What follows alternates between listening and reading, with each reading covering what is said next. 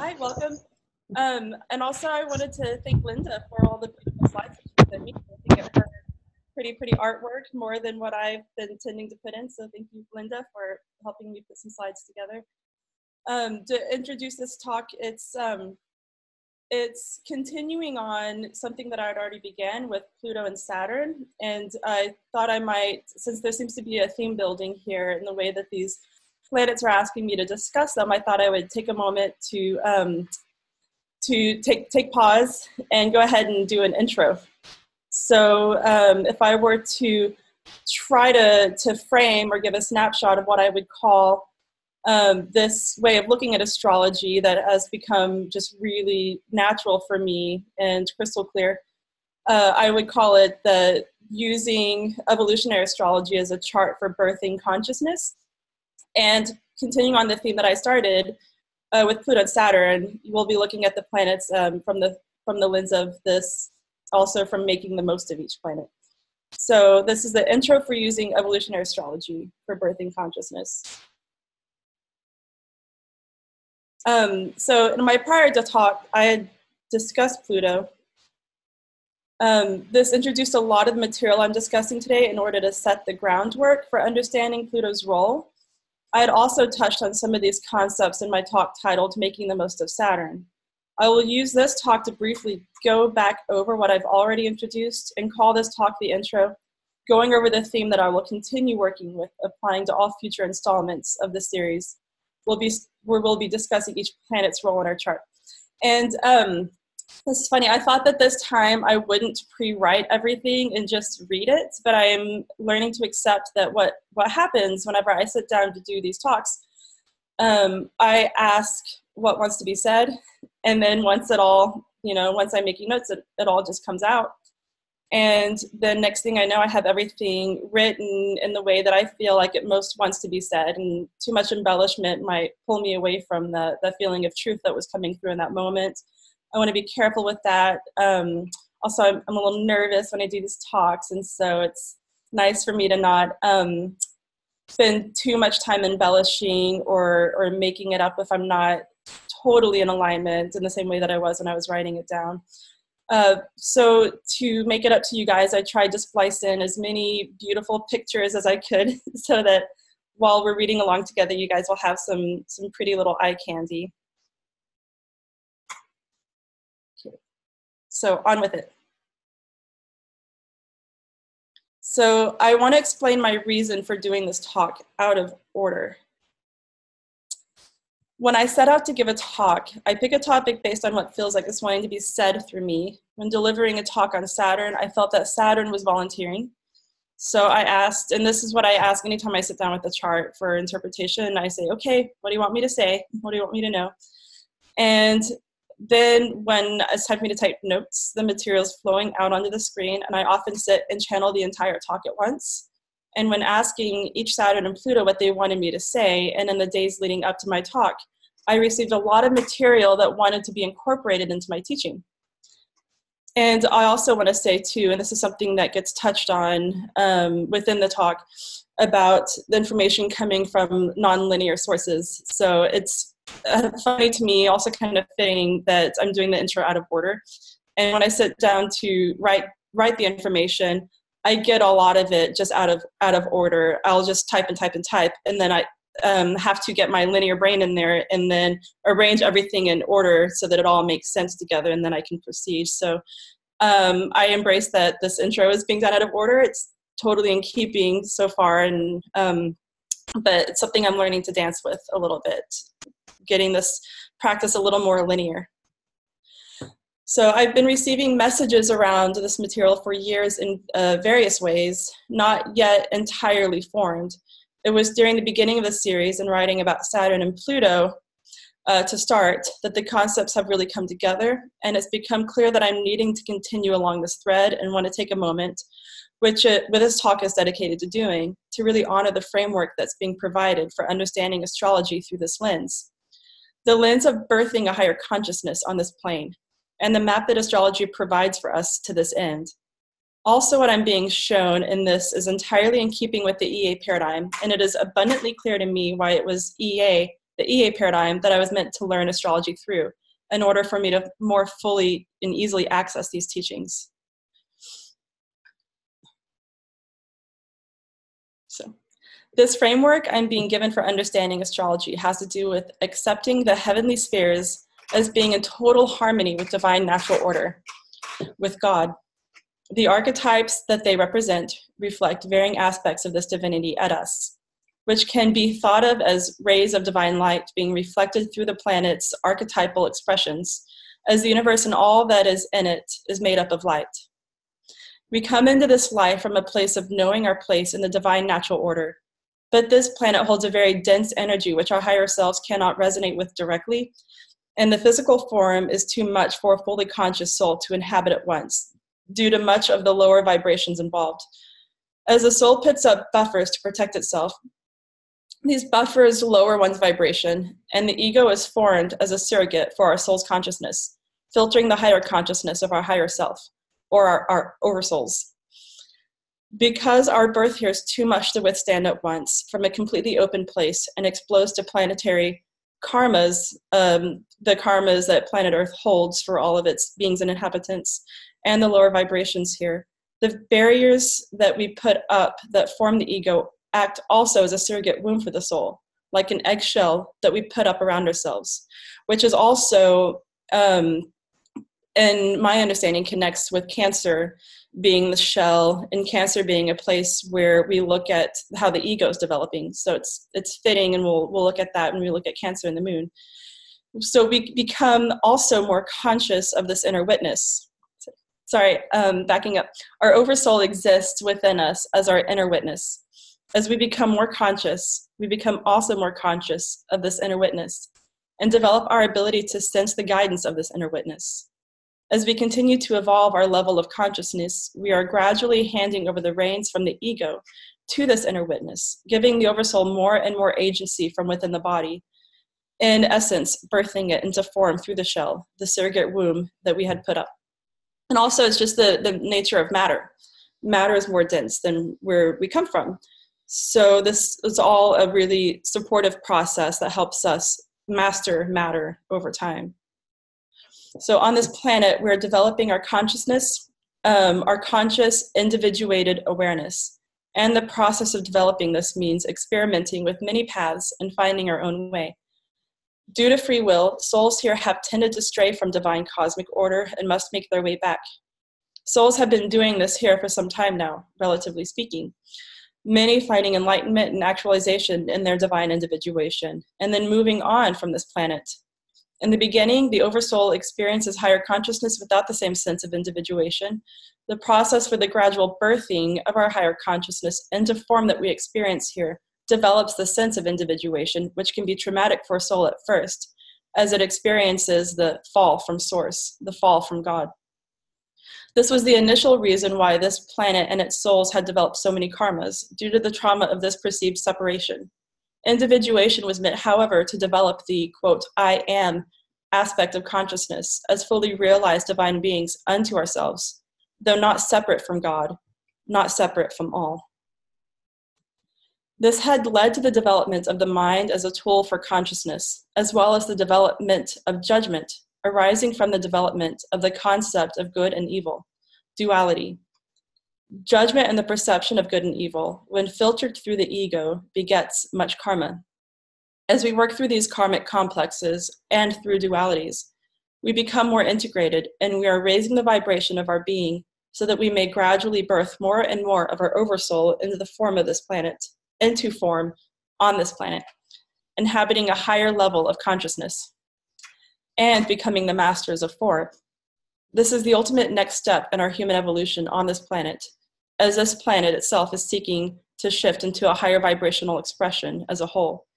We are learning to inhabit the material realm in full consciousness, mastering material form. We're moving from a place of being integrated into the divine to having actualized our I am through individuated consciousness and coming full circle to being fully individuated and fully integrated souls. I want to make a note here also that the mind is a relatively new tool for us and aids in the function of organization of the I am aspect of consciousness. that we are clumsy with it as we learn to use it, as it is evolving our capacity to use it as well. Our mind is the self-aware function of self, for the self to not just be aware, but to think, I am aware. Due to this sense of separation from source and having a sense of being cut off from the divine source or infinity, we perceive the mind in a limited capacity, which limits its capacity. It aids us also in linear thinking and organizing our awareness into time and space. It is a lower mind and perceives according to duality, or separation. From an integrated place, we have cultivated the higher mind, which allows us to access linear thinking without the restrictions of it, as we are better able to maintain an awareness of I am alongside our awareness of and connection with infinity. So, the map, astrology as a map. From a place of total alignment with divine natural order, the archetypes of the heavenly spheres are experienced through their positive expressions only. And I emphasize experience because it's subjective. It's up to how we, through our lenses and through our filters, are experiencing these energies. It is only through our karmic and egoic filters, due to our perception of good and evil and experience of duality, that the archetypes of these bodies become distorted to us. When looking at the natal chart from a place of positive expression only, we see the astrological signatures and network of aspects as a map of the way in which divine order is showing up in our lifetime, and the beautiful expressions of divinity that are available to us for doing our work, our dharma. From a place of unfiltered, higher consciousness, this is expressed as dharma only. We filter these heavenly rays of light through the ego, through lower consciousness, when our oversoul has not yet fully been born here. The map that the natal chart provides to our birthing of higher consciousness, or our oversoul, is to see anywhere in our natal charts where we are blocking or filtering the higher divine expression of these archetypes, where we experience their theme playing out in our lives through a negative expression. Spirit, as an agent of divine order, in conjunction with our oversoul, which is one with spirit, orchestrates events and themes in our lives to give us the tools necessary to evaluate our blocks, move through our karmas, to evolve and to shed our egos. The celestial bodies are all in on this push of evolution toward full expression and full embodiment. Each planet is an ally for us. Even when blocked, the planet does not cease to act outside of divine order. Even when perceived as negative, its impulse always is to align us with its strengths. The planets do not cease to express their highest potential. The level of suffering that we ascribe to an experience of a planet or natal signature rests entirely on our level of resistance of its energy, as the ego, as a buffer or filter, is resistance, as well as the confusion and fears we've developed based on our karmas. As we resist less and less, we build up our tolerance of direct divine expression, unfiltered divine light, and ultimately, this tolerance allows for the full individuated self to inhabit this planet in its full light as well. And also, tolerance leads to allowance. Allowance leads to non-duality, and therefore full integration. It is in each planet's ultimate nature to express itself positively.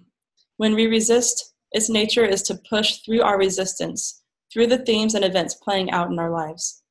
This is felt for each planet depending on its archetype, and the way that we understand the feeling of this for each planet is where we have come up with the lists of negative attributes for each planet.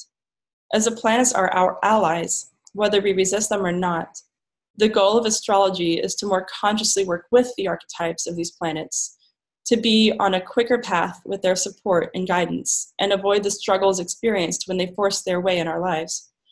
As we cover the planets individually in this series, we will discover how they are aiding us through our natal charts, what it means to work with them more consciously, and what it looks like for each planet. I have already thoroughly outlined this with Saturn and Pluto, and invite you to go back and listen to those talks titled Making the Most of Saturn and Making the Most of Pluto, and we will continue this theme going forward. I do strongly urge catching up on the Pluto talk, at least, as Pluto is a cornerstone for EA and plays an incredibly important role for our soul's evolution into true form. So I have a little bit of time left before we go into charts. So I get to tell a story, yay, because I like telling stories, but I don't like to take up all of the time with them. So something that was really critical for me in understanding this and understanding the shift that is being offered through understanding the nature of divine order in this way, understanding Dharma in this way, non-resistance, non-duality. I was just, this happened very spontaneously, where I was just sitting on my couch. I wasn't necessarily even in meditation or asking or seeking. I was just sitting there, and suddenly I heard the words, find your hive. And this, I laughed at this at first because I'm familiar with the expression, find your tribe. And so when I heard find your hive, I just kind of laughed and I said, you know, silly spirit, the expression is find your tribe, not find your hive. And then I heard again, no, find your hive. When I heard this and realized what was being said and that it was meant that way, I kind of panicked. My ego panicked a little bit. And I felt into that panic. And I just reached out and I asked, what does it mean? Because I don't think that I'm done with Melanie yet. Does hive consciousness mean that you aren't yourself anymore, you know, that you cease to be an individual? Because I am still, you know, I don't feel like I'm completely done with individuality, you know, and thank you very much. I'm still getting that figured out, and I've been working through a lot of things and getting to enjoy being Melanie more and more these days. And so the idea of having to give that up too quickly was a bit of a shock to me. So whenever I felt into it, what it meant, do you lose your individuality when you go to hive consciousness? Do you have to give up parts of yourself? And what came to me as an answer was I slipped into a different form. I slipped into a body that was operating in the Deva realm. And I say body loosely because it was made of light, but there was still some discernible form to it. And what I experienced there answered all my questions. It was, and I believe that the energy that I experienced there is what's being invited to come here in what it looks like to master form and to live non-duality and non-resistance. So I was traveling along in my light body, and it felt like I was on a track, you know, just moving, floating. I still had kind of the feeling of having legs, but I was floating. And the track for me, it just felt like it was coming from my heart, like it was almost like a honing, my heart was like a beacon honing on my no resistance whatsoever to following my path. There was no questioning. There was no confusion. It was just aligned with purpose in a way where I felt full of love and gratitude. And I felt just a deep honor to be doing my work and to be doing it just so happily, pulling myself along on this path.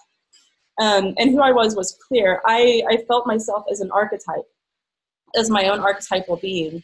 And I think that that's what our astrology charts, our natal charts are for us too. There are archetypal imprints for this lifetime, the different ways that those energies are showing up and overlapping with each other. They create an imprint for us archetypally, a blueprint. And when we're not blocking that, using through our karmas or our egos, when we're not blocking that and we receive that imprint fully and we're able to move fully with it, that's what it feels like. We're just completely moving on our path, expressing our dharma with no resistance.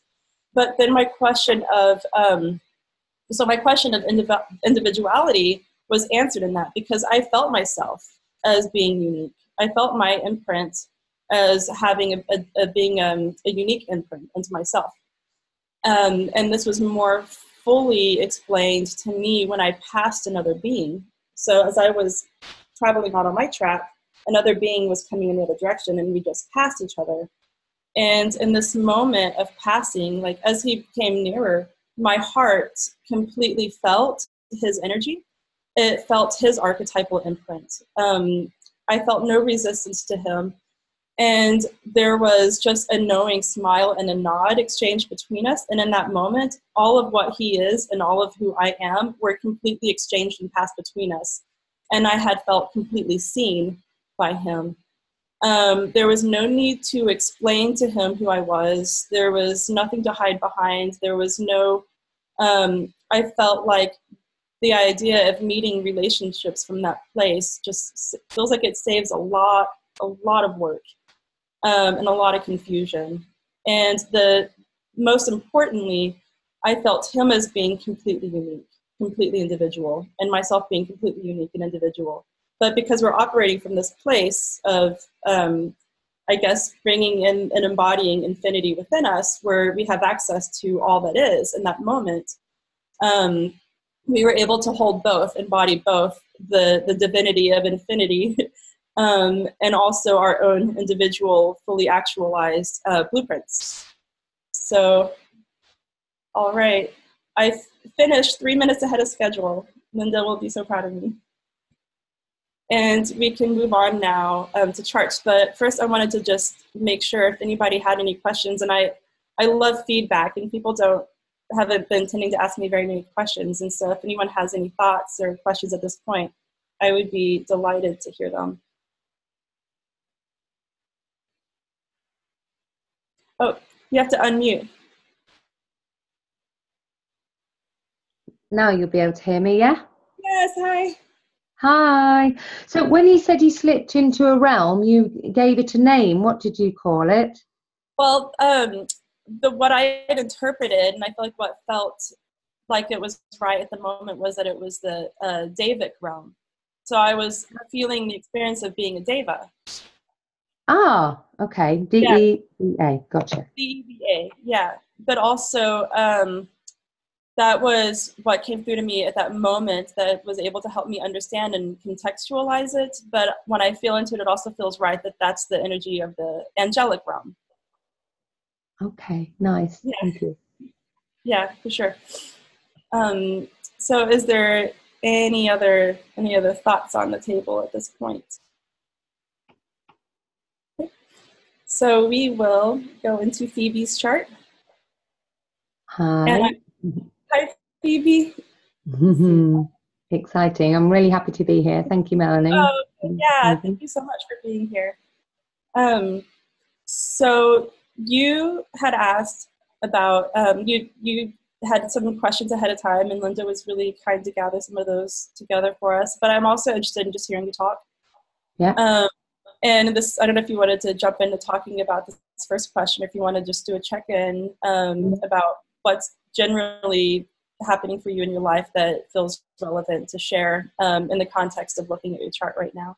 Sure. Okay. So I think this is heavily got to do with the fact that Jupiter has been transited by Neptune, which is just coming to the end of its third passing, or I think it's just starting to apply again now. Neptune's gone direct. Am I right? And so I can definitely see that there has been a huge shift for me. This time last year, I went on a yoga course for 200 hours, and now I practice every day. I mean, it did its job, and I practice every day. I love getting up in the morning at silly o'clock and having my time in the morning. And so I really feel like I've been kissed by this, like it's really done its job.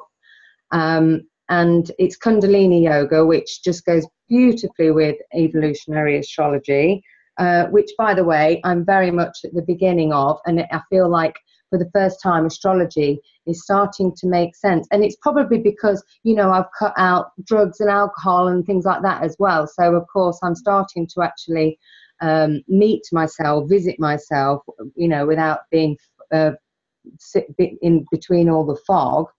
So it's a culmination of a lot of things. But that's where I'm at, and I'm aware that, you know, I have got skip sets. I've been aware of this Grand Cross for a long time, and I do seem to have a problem with perhaps pretending that I understand things when I don't. So like interpreting stuff, and then kind of like expanding too quickly and expecting to know what to do, and I'm actually faking it to make it most of the time.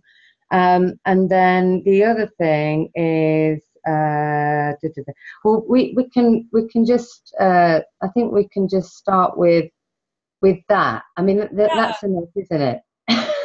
No, that's a perfect place to start, and that sets everything up really nicely. Thank you. So, something that, you know, I didn't learn about right away in astrology, you might not have learned yet, but is really relevant to your chart, is looking up intercepted signs. Have you learned about that at all? Intercepted signs? Yeah, intercepted houses and signs. Okay, you know what? I don't know anything about it. It's really eluded me. Thank you. So yeah, for sure. So we expect more oftentimes on a chart that we'll see a sign, each sign ruling a house, that there's a sign on the cusp of a house that rules that house. Yeah. Whenever somebody who's born a little bit further away from the equator, a little further north, a little further south, the shape of the houses vary a little bit more in a way that will make it so that a house might be entirely within one sign. So that means that the edge of that house, as you're exiting the house, doesn't have a new sign on it. It's still all within that one sign. So so that house becomes intercepted within that sign. And then more notably is because of that, anytime you see that, there's a balancing somewhere else on the chart where you see a sign entirely within one house, not on the edge or borders of any houses at all. So you see that with your Pisces and your Virgo, but also your Cancer and Capricorn. And so this feels doubly important for you because it's, you know, doubly so in your chart.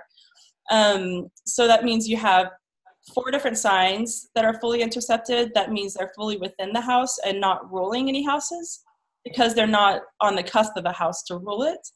And then you see 4 signs that are actually ruling 2 houses. They're doing double duty because they're on the cusp of 2 houses. So those signs that are ruling 2 houses become extra prominent for you. Those energies become even more pronounced. And the signs that are, the houses that are totally within a sign, the signs that are totally within a house and not ruling a house, that starts to become a little bit blocked off. Any signs or any signatures that are in those signs, any planets that are in those signs, they express a little bit differently. Like we can't really get them head on. And this could be true in a couple of different ways. And looking at EA especially, evolutionary astrology, the paradigm honors that there's a couple of different reasons why this might be. Traditionally, you know, people in Western astrology, you just assume that those signs are locked up. Those planets are locked up and aren't really expressing themselves or having access to them directly. And you also look at the rulers of those planets in order to see where you can access them, where they're functioning somewhere else, kind of in an indirect way. But with EA, we honor that could also be that there's something that has been so thoroughly developed through prior lifetimes that soul doesn't need to access them directly anymore. And that's energies being directed somewhere else where it's needed. There's certain other areas that you're emphasizing a stronger development of to I don't necessarily want to say to make up for having overdeveloped other areas. I don't know that that's always the case. I think in some cases it is. And I think in your case that is a little bit. Whenever you see also, here, let me skip to the next because I wrote some stuff down. So whenever you see that there are multiple planets squaring the nodes, multiple skip steps, the EA glossary points out that many squares to the nodes show a pattern of deep unresolved trauma that has been severe in nature. getting to the core of the nature of the trauma will help to understand the nature of the skip steps and why. And this could also be because, let me just back up for a second. So I think that these planets, and possibly indicating some past trauma that was so severe that it's too sensitive to touch head on, feels especially so because not only do you have so many planets, so many bodies squaring the nodes, they're also intercepted and intercepted signs. And so that's really being kind of sectioned off for you in a way. Those things are closed up, and it makes an abundance amount of sense that you happen to have this open up for you in a way whenever Neptune was going over the square to your nodes. So when Neptune was transiting Jupiter, and also transiting Mars, in opposition. So when people have these planets that are locked up in a sign, and they, there's might be a scenario where it is so developed and pronounced and it's so easy for them to get to, they just don't really need to pay attention to it anymore. But when it's not the case, and these are kind of closed off, so to speak, then the way that we work with that is through transits. You look at the planets that are ruling them, but then also transits. They are huge instigators and huge initiators for opening that energy up for us more. So the Neptune transiting that, Neptune ruling Pisces, and with the Jupiter in Pisces, that becomes just a really potent moment for you. It's a really potent transit. And there's a mutual reception going on. Does that apply in evolutionary astrology? Because if you look over to my 6th house, I'm actually having Jupiter is conjunct my Neptune as well. Mm-hmm.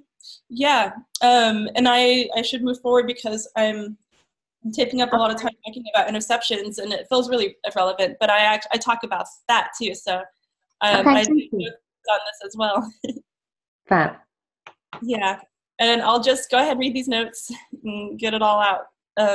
But so I wrote deep wounding around martyrdom and of an extremely violent nature. I'm seeing this in the Mars that is hiding out in the intercepted sign of Virgo, joining the energy of violence, which Mars is an archetype that we associate violence with, and with Virgo being an archetype that we associate martyrdom with. So it does not want to be touched directly. It's too tender, which is why it hasn't been dealt with in the past, making it a skip step. But it is to be resolved through the South Node in Gemini in the 12th house. So when we are looking at which house to resolve the skip step from, if we imagine ourselves kind of standing on the chart on the planet that is a skip step, we look at the node that is to the left of it. So yes, so yeah, that's right. So we resolve it through the node to the left. And so when you want to look at the right way to work with that, the energy of that skip step, it's playing out in the theme of something so it was something that was brought up, but you may be fractured from or compartmentalized. And in your case, I feel like there was a fracturing. And if you want to reintegrate that, you want to look at the themes of the South Node, because you need to deal with it from the place of in the past. Conversely, there are things that we started working on that the reason why it becomes a skip step is because we're not integrating it into our path going forward. When that's a result of the North Node, we want to look at the North Node and say, okay, the themes and energies of the North Node are really relevant here. We need to integrate this thing that I started but didn't finish. I need to integrate that into the future, to going forward and bring it with me. So with Mars being something that needs to be resolved through the past, through Gemini, there are some complementary energies too, in the fact that Mars is ruled by Mercury because it's in the sign of Virgo. Your South Node is in Gemini, which is also ruled by Mercury.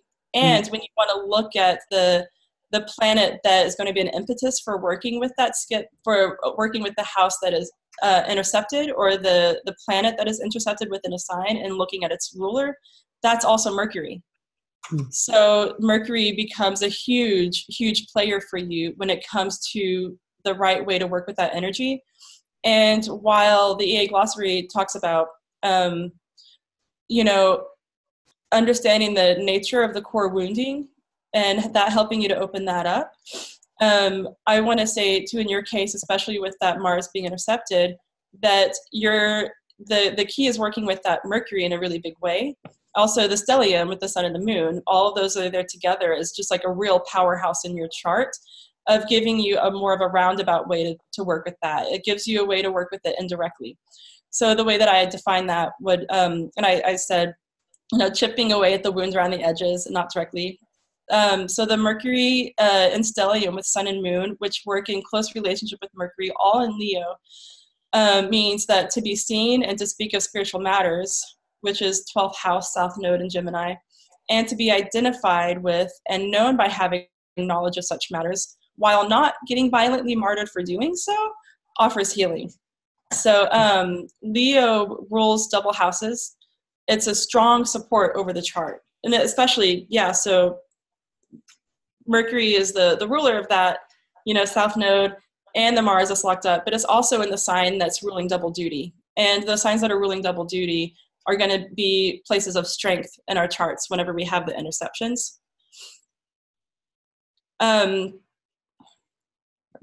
So the theme of having been severely martyred due to religious persecution comes together when looking at the North Node and South Node together. Because when we have a skip step, it's because there's something where we skipped over because we started working on our North Node without having resolved it. And so that brings in the themes, brings the themes of the North and the South Nodes together.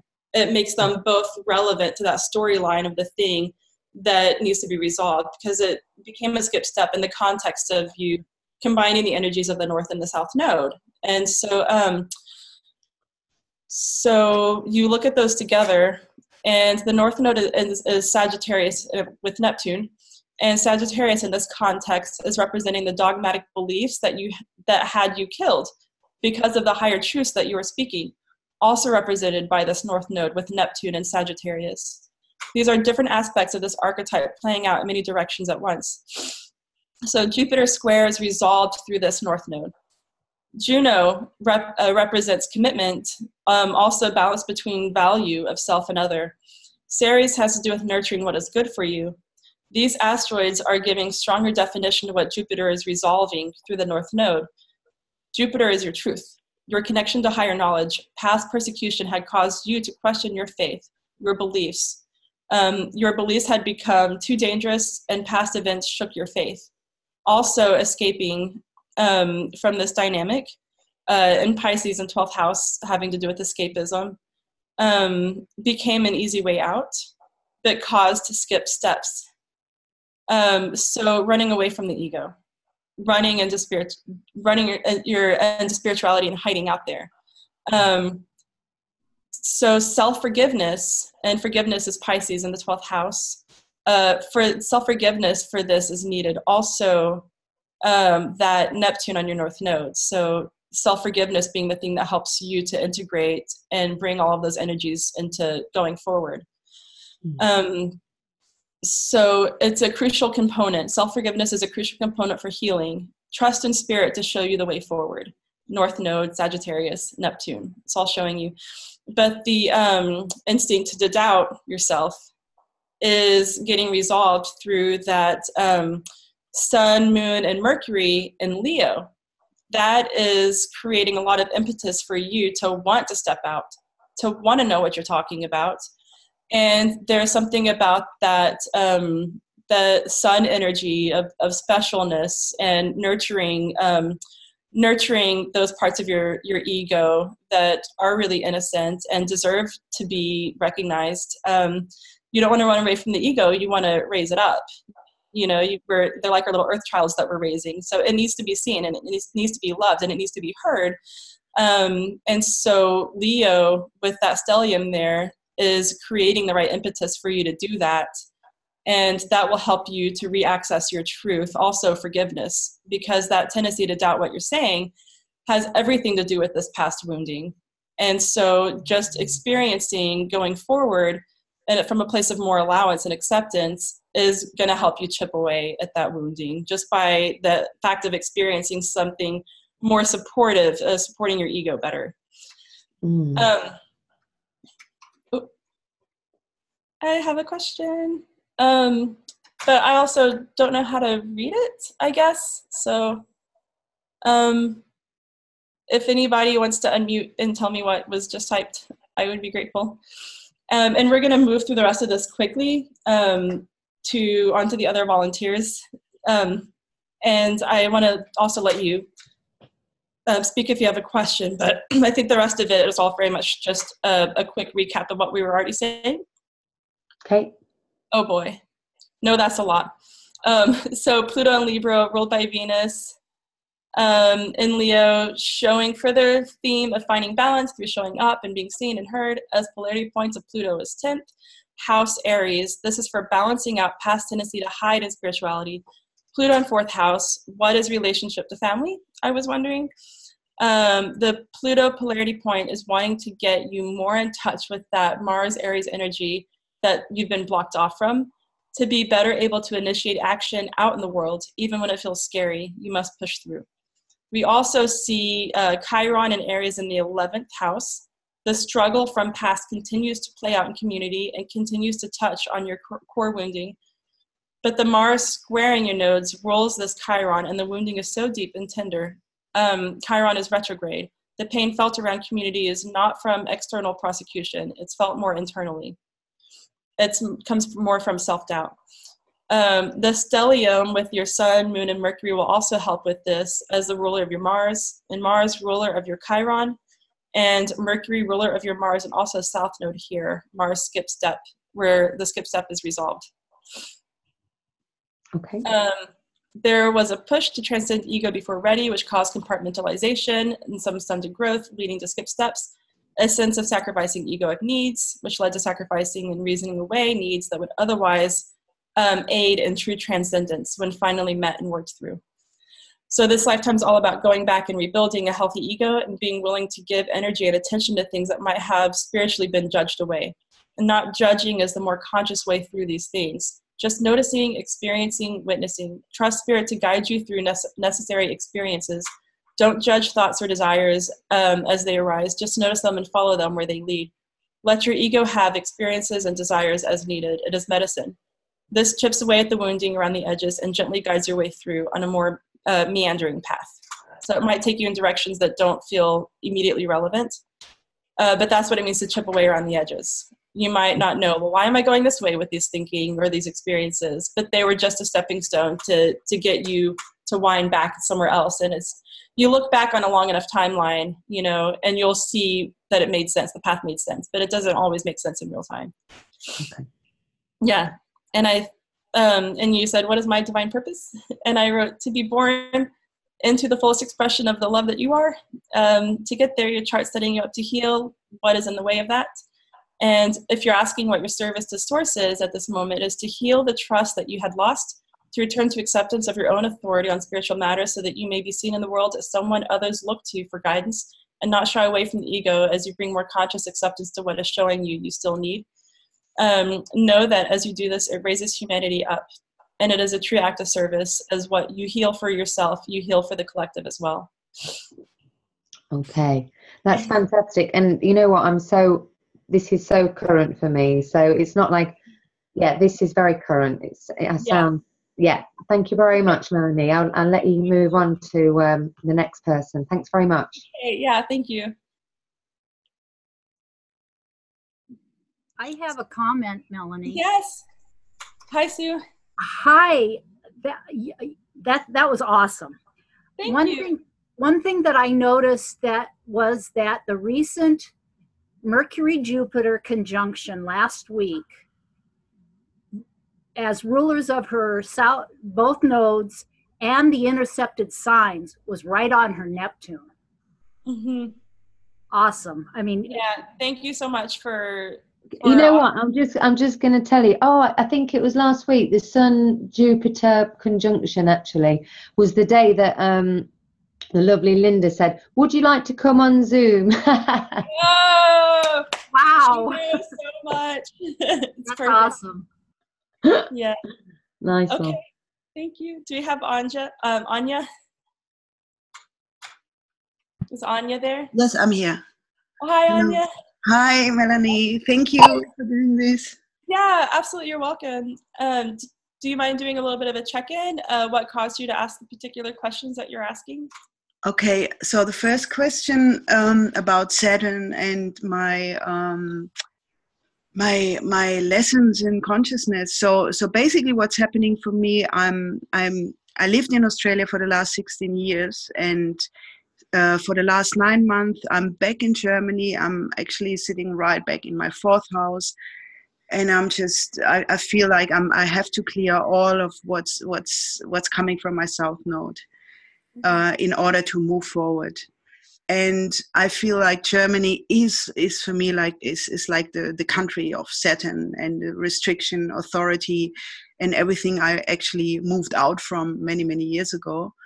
And my experience in Australia is like really dissolving myself in the Neptunian realm, and that's where I feel like I'm actually trapped in a way, where I feel like Saturn is the perinatal stage of my birthing imprint in holotropic breathwork. What we say like the second stage of the stage, and I feel like it's actually now I'm coming to realization that I'm actually trapped in a Bardo state. And I did tune into a past life regression, which is like the Saturn in the 9th house is like a Roman soldier who has so much power, but he's collapsing into himself before he dies. So literally getting out of the body. So, and I'm feeling that coming in very, very strongly, that I'm actually feeling like I'm constantly in that Neptunian realm, and I have to birth myself all the time, with the Pluto in the 2nd house. So it's really, really powerful. Yeah. And you said you were trapped in a what state?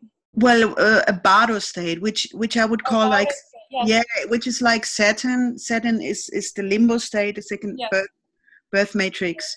No way out, nowhere to go. Yeah, and you'd reached out to me before the talk, and we were having a wonderful conversation about psychopomp work and working with the death energies. And so if you're interested in continuing the conversation, I think that it could be really helpful to do a soul retrieval. Yeah. Because there's something that's fractured, that's constantly stuck in reliving that state, and that moment, that snapshot in time, it's stuck in time, constantly in that state. It's gonna be a little bit of an overlay on what you're experiencing in the here and now. And so while there might be good medicine in that for you, and as you're learning your way to that, it might be that the best medicine is learning your way all the way toward that fracture, becoming whole again. And it's just worth it to not have to constantly rebirth yourself, and imagine the energy that would free up. And I don't know if you had anything else you wanted to offer, and I'll get into my notes on your chart if that's okay. Yeah, you go on. Yeah, thank you. Thank you. Yeah. So you'd asked, how can Saturn in Aries, the 9th house, help evolve my attempt in this lifetime to teach me about my consciousness? So I had a lot to say on that. I'll just read it because it's easier for time, I think, when I do. So I wrote, avoid dogma. The highest expression of the archetypes playing out here offer an ability to build upon your understandings, which is the 9th house, by trying out new things, new thought experiments, letting your instincts, Aries, pull you into exploring new concepts, and continue to assess your findings, building a solid linear basis, Saturn, for exploring the 9th house, for exploration, 9th house. This is an internal process for you, with both Saturn and Lilith conjunct, being retrograde and opposing your natal moon. This process challenges your very identity and should be embraced as an instrument for this. When you find yourself over-identifying with an idea, slow down and take the time, Saturn, to open up to what about it you find challenging. Saturn, the ninth house is, opening, expansion, to what you find challenging, Saturn, again. Observe that and begin a new thought experiment around it. Energy of Saturn and Aries together create tension between desire for freedom, Aries, and the desire for a structural basis, Saturn, for understanding, ninth house. This process prescribed above brings a struggle into harmony. There might also be a basis of fear causing rejection of new thought, which could potentially create dogma. So the solution with fear is to always face it head on. Your stellium in Virgo is clearly a major player in your chart. The theme repeating in the stellium from the energy of Saturn in the ninth is that there is potential for judgment. There is strong potential for leadership skills, and, quote, good judgment is considered an asset to this. But the higher aspect of judgment is discernment. And the above prescription creates the difference between the two. So judgment relies on sticking to the idea that you're right, which requires duality. And discernment evolves with understanding.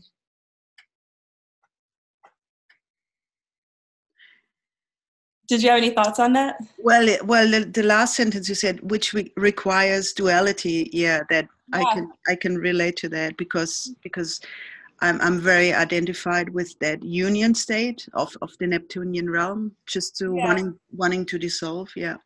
Yeah. Yeah, and also, oh, you hush up. Also, everything that I felt called to really write down here is what I was calling like a prescription, so to speak. It's not operating on the idea that you are being really dogmatic or that you're being judgmental, but that getting really familiar with those energies becomes a really good compass for you, because then if there's it brings you into even greater consciousness, because when you start to take information for granted, or to become attached to certain lines of thinking, then that becomes almost like a presencing bell. In meditation, the bell goes off and it's your ding to re-presence yourself and then open up another thought experiment. So it's just a really great, your chart is set up for that to be a really good practice for you. And you asked how Pluto in the second house is composting the past to rebirth and incarnate into your body to become a powerful co-creator. I was curious how you got to that, but no time to elaborate. I did answer that the second house has to do with our natural resources. So I like this composting metaphor relative to Pluto in the second. Pluto has to do with state changes, which is why it rules death as a transformative state. It pushes us to make our experiences useful toward our evolutionary purpose, and gives us every opportunity to transmute and transform our karmas into useful material for growth. To do this, it takes our unconscious impulses or hidden desires, Pluto rules the underworld, the unseen, and places them in our path by creating experiences for us to bring these desires to light. But it is not exactly Pluto that's doing this so much as it is a co-creative process with our oversouls in a pact. So we are already co-creating these experiences and are indeed already powerful co-creators. The solution is to take more responsibility for what you create and to co-create more consciously. That's why it's not all seemingly playing out that way. It's not all playing out in front of you, but rather you enter into a more direct relationship with it. With your Pluto conjunct Uranus and Mercury, I imagine that you get flashes of brilliance so long as you aren't rigid in your thinking. Otherwise, you will get shocks that cause you to question your beliefs. Keeping this channel open shows you what's possible and will help you to transform and grow in your brilliant co-creative abilities. Mm-hmm. And with that, I'm going to quickly move forward, and feel free to reach out if you have any other questions. You wrote, how does Uranus in the second house fracture my consciousness? And I wrote, see question number 2. Yeah, so that worked out nicely. So now Christina has been patient, and we can talk now if you're there about your chart, Christina. Melanie, we can give you extra time today if you like, an extra 10 minutes. Bless your heart. If that's okay with everybody else, we might take an extra 5 to 10 minutes, but I don't want to. Yeah, that's okay. Can you hear me? Yes, I Yeah, can yeah. hear you. Yeah, go for it. Thank you. Thank you. Hi, Christina. Hi, Melanie. So don't worry about answering everything. Okay. It's too much. So Yeah. that's okay. Thank you. So yeah, absolutely. So you asked about your polarity point conjunct Chiron, Moon, and Saturn, and if this was about healing yourself and then healing others. And so I would just like to hear more from you, how you are already experiencing that Chiron, or what's showing up in your life that's causing you to want to focus on that signature or understand it better. So one thing that has been hitting me about this is something that it's like I feel I have a hard time in relationships with people of all sorts, and basically because I'm strongly in a direction of being truth to myself first. So, and this is quite hard nowadays because everything is so fast, and is when you seeking like being truthful to yourself and and your way of action and everything, it becomes quite difficult to have relationships. So, but it's something that I really appreciate, but it's difficult for me, right? Yeah. So, it's funny because it's a two-way relationship in the healing, what I feel. I've been working with healing for some time now, and what I sense is it has to be in a real, it has to be good for me and the other. We have to be in a real alignment. If I'm not feeling while I'm healing or talking or providing some kind of information that it doesn't help me also, it's like no point of doing it. You understand what I mean? I do, yes.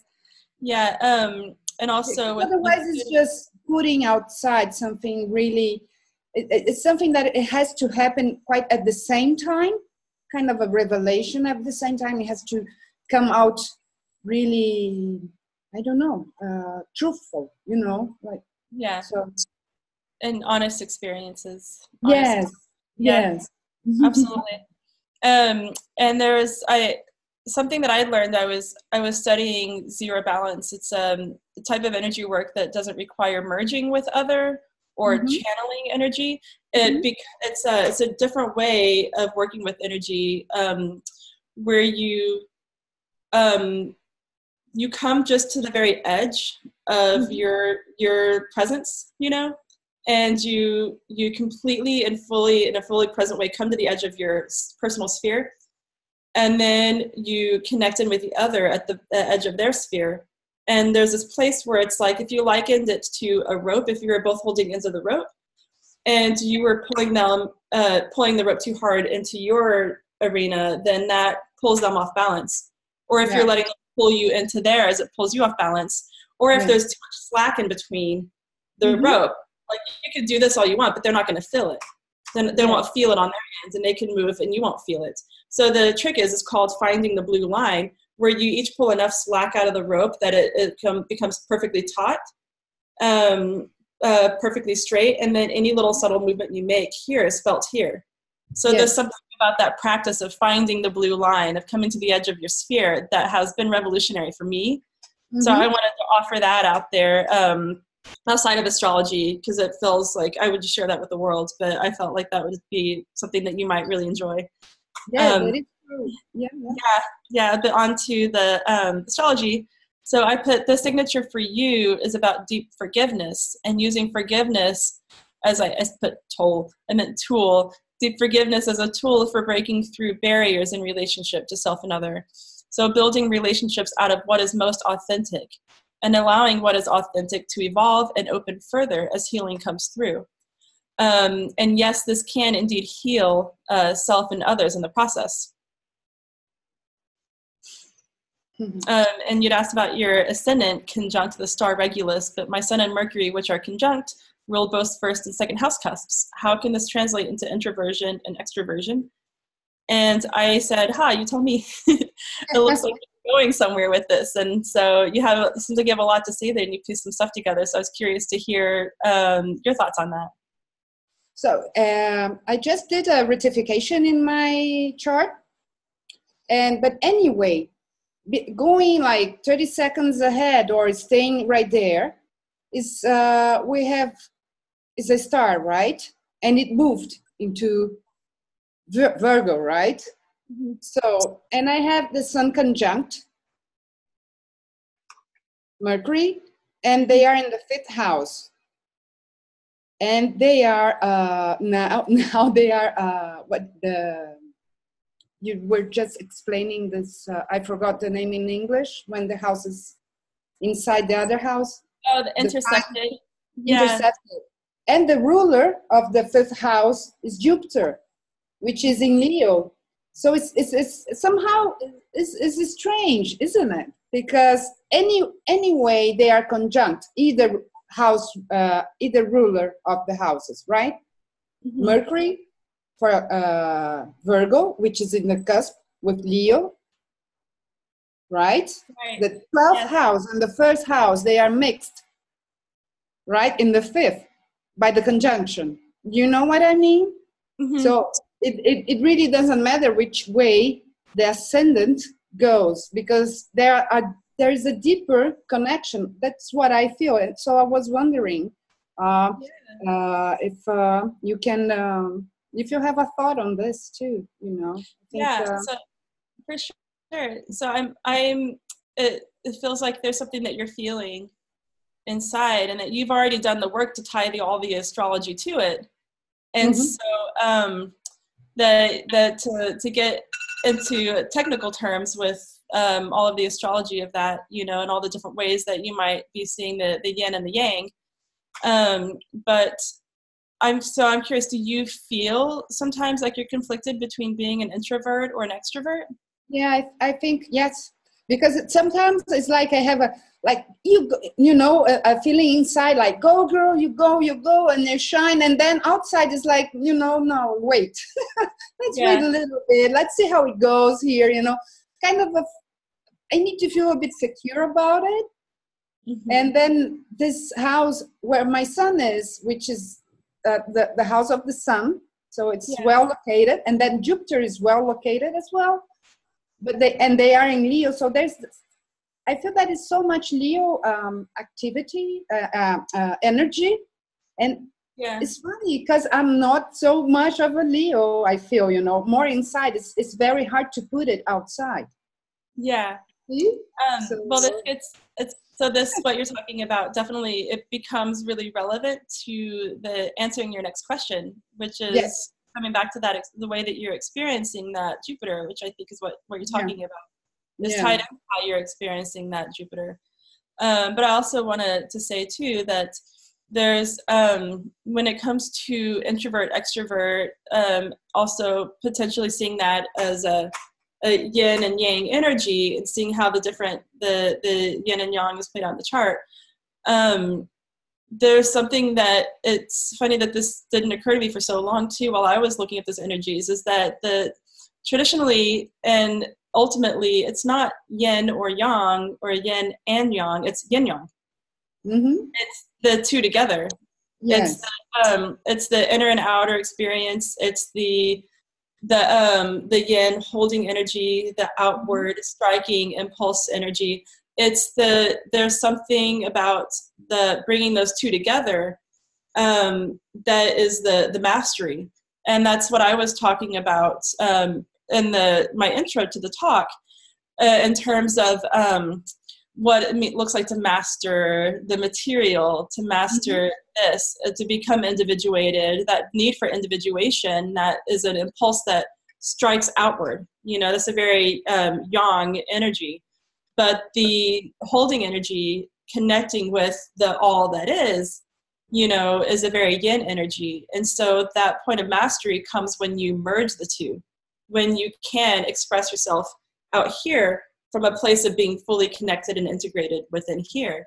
And so the fact that you're asking me this question and you see all these things on your chart that might validate looking at that, and you don't need your chart to validate that for you either, but that's something that is being played with a little bit for you, and a really special thing to play with. So but just saying that, also moving on to more astrology around it, you said that you have Jupiter and Leo in the 12th house, and it sounds odd to me. Can you please enlighten me? So this will be pretty simple before we end the talk. The 12th house is dissolving the energy of Jupiter as it relates to attachments to your beliefs, or being seen as someone who has the answers. This is felt in contrast with the Sun and Mercury conjunction in Capricorn, 5th house. In contrast, I say, because they're opposing each other. Yeah, there's an opposition there. I stopped to question myself. Because they're felt in contrast with this energy of the 5th house, and that causes an internal reflection when there might otherwise be a tendency to default to being an authority. So that default to, like, yeah, girl, own it. Tendency to default, sorry, I can read here and didn't understand the last word. A tendency to default. To be an authority. So do you know what default is? Yes. Yeah. And so with the Sun and Mercury and Capricorn in the 5th house, it's that Capricorn having the real authority kind of feeling to it, like, I know what I'm talking about, with that Mercury Sun there, and being somebody who can easily step forward and be seen and validated as someone who knows what they're talking about. If you put that out there, then that's not going to be really questioned from the outside, because it's a natural thing for you to express. But then that Jupiter in Leo in the 12th house, Jupiter in Leo, that Jupiter is that much expanded, it's the guru. It's, yes, I have all of the answers. Jupiter in Leo is somebody who's sitting on the mountaintop that people make pilgrimages to. It's a big energy, putting those two together. And so that can be a lot, and that could also get in the way of authenticity if you feel like you have to have the answers, because you're not given the opportunity to really go internal and explore those depths, because and continue to evolve your answers and continue to journey with what your truth is, because then you're on the spot to have all the answers all the time. You can't get it wrong. You have to continue to validate that And so that Jupiter is placed in the 12th house in order to kind of dissolve the bigness of that, so that it becomes more manageable for you. It's very nice that you said that. I like it a lot. Yeah. Because it really, I think, it matches this thing of Pluto and the other polarity point, where I can't really reach a point of saying this is the healing or whatever. It's really in a continuum. Yeah, absolutely. And it can evolve and it can grow as you evolve and you grow. And then the healing will take care. Is this moment is this, and then the next moment will be something else. Okay, time for the end. Next moment. All right, thank you so much, Melanie. Would you all please thank Melanie Dawn, everyone, and her volunteers. Thank you. Thank you. Thank you, Melanie. Thanks, Melanie. Thanks, Chris. Thanks, Anja. Thank you.